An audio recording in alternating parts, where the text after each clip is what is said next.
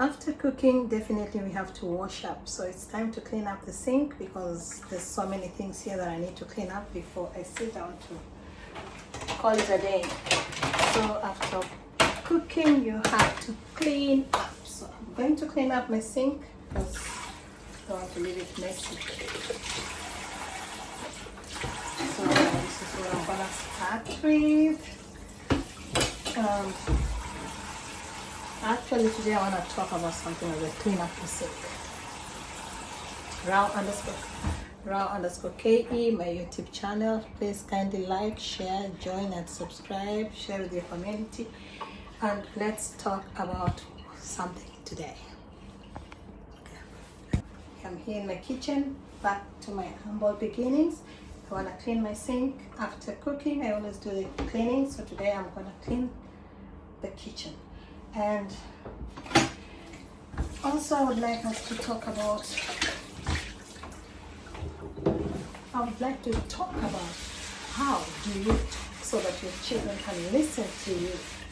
Because I'm being an educator and I know that many times we have parents coming to the school. They try to tell us things and they say, oh, my child never listens to me. Oh, what can I do for this child to understand what I'm talking about? So, guys, maybe you can share in your comments how do you talk or how do you speak to your children so that they can listen to you. That is a very serious discussion today. And actually, I need to do it on a live channel so that we can discuss one-on-one. Then people will be sharing ideas and maybe we can talk more. But just for today, share your comments.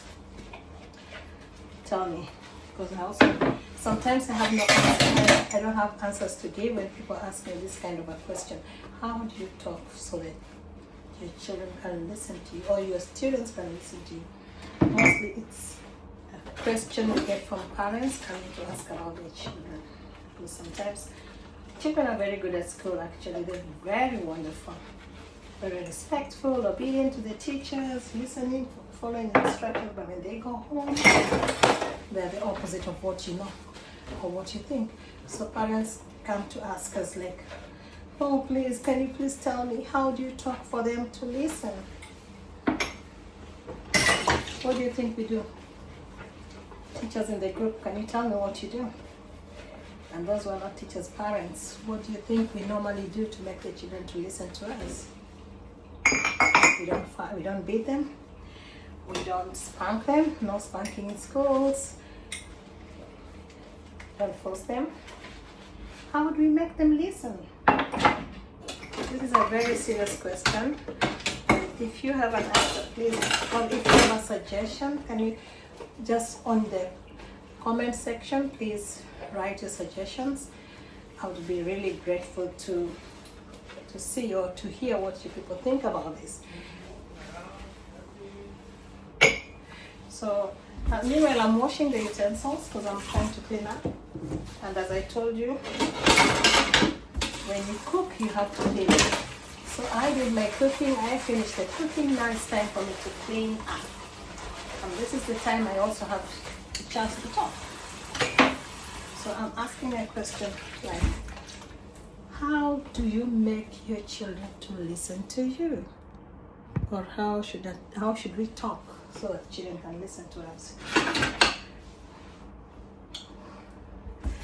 Hit the like button on the comment section. Please tell me how. I need an answer, guys. We need to learn from each other.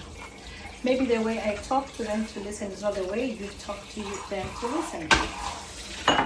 And people believe that maybe as a teacher you have a magic in you that you use for speaking to the children. No magic, no strings attached. But it's just like a talent. It's a call for you to be a teacher actually. So what do you think? Do you have anything to say about that? Like, share, comment. I'll be grateful. Because in the old days, I remember the old times when we were young and I used to go to school, and when I was a student, that is a long time ago, I can't even tell you how many years ago. teachers used to spank the students, and that was the only way they believed that children could listen. And I remember when we were in school, sometimes the teachers even asked us to bring the cane without knowing we're taking a cane to be used for us. So we would take the canes to school. They call them like bring a twig of a tree or something like that. We would take it to school, and then you do a mistake, that becomes your whip. So nowadays, no whipping, no scolding. Children say they know their rights. Parents don't know what to do. So you parents, or you viewers, or you educators, how do you speak for your children to listen? It's a very serious question. Sometimes I wonder, what do I need to do? Sometimes the mistake is actually very obvious, and the child expects to be rewarded for the mistake. Like there should be something, like the consequences, yeah? But you hold yourself and say, we are not supposed to spank, we are not supposed to scold them. They have their rights. They know more than we know, and that is it. So how do we speak to them? If you have an answer, please give me the answer. I'll be very grateful to know. Meanwhile, I'm cleaning my utensils. Oh, it's difficult, such a difficult story to talk about. But we need to learn from each other. Just as I told you, we learn from each other. What you tell me maybe will help me in one way to improve myself, or maybe will help somebody else who's also viewing or watching this video today.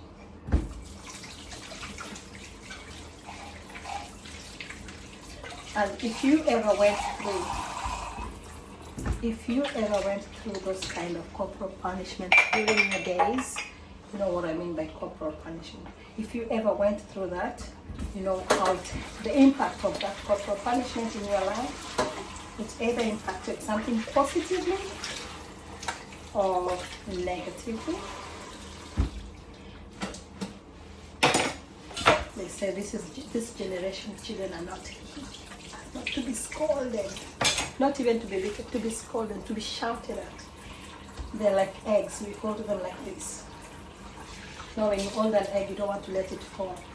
So these kids are like that. So how do we talk to them? How do we speak to them for them to listen? That is a very, very serious question tonight. Because some of them, you shout, they don't listen. You do non-verbal actions, still they don't listen. You deny them, they don't listen. The more you try to act, the more they don't listen. The more you shout, they don't listen. The more you deny them the opportunities, they don't listen. So what do we do? How do we speak to them to listen?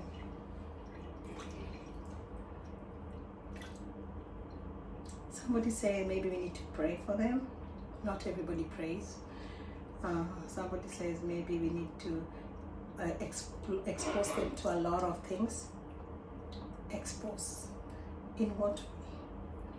Exposing them into a lot of things might be impacting a negative impact on them or a positive, depending on what you're going to expose them to. So, how? What is the best way? It's such a serious thing to think about, but still we can work together to get a solution. Just tell me what you think. I also want to tell you what I think. In the comment section, I'll tell you what I think just after seeing your comments. So let's help these kids together. And again, one thing that I realized is that when we were young, ouch, sorry, my plate. When we were young, growing up, it was believed that a child is for the community. It was your child, but not only your child. The community was responsible for whatever was happening to your child. So they would punish your child if they see them doing the wrong thing. They would stop them from doing the wrongs. And nowadays, nobody will care. They say, oh, that's not my child. So what can we do? How best can we help? This generation is really going crazy. Children are going crazy. How can we help them? How to speak for your child to listen. Not only your child, other children to listen. Let's not only say my child. How do you speak for children to listen? This is a very serious topic for discussion, and it needs more time to think. Think before you respond. Write your comment in the comment section. Hit the like and subscribe button. Now_Katie, that's my YouTube name. And let's walk the journey together.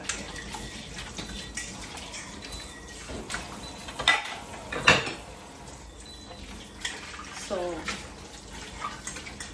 I'll be glad to hear your comments.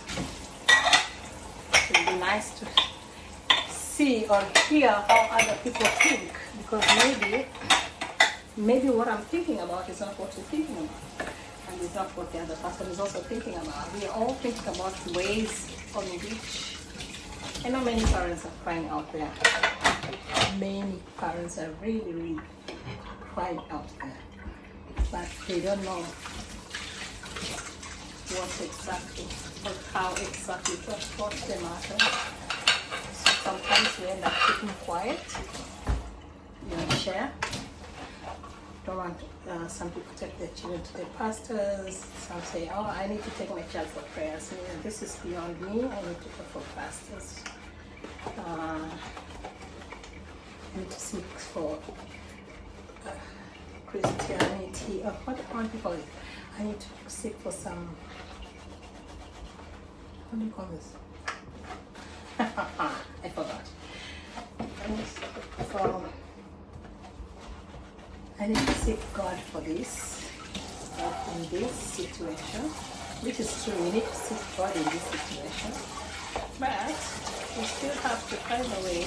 Because you seek God, you pray, you kneel down, you pray, you say, oh God, help me, thank you. Then how do you come and talk to them to listen to you? So if you have anything to say about this, please, in the comment section, please share. I'll be glad to hear your comments. And that's how I'm gonna end this video. I think I'm gonna end this video here, but I'm really looking forward to hear from you guys. So guys, don't forget to like, share, subscribe. Now_Katie. Bye.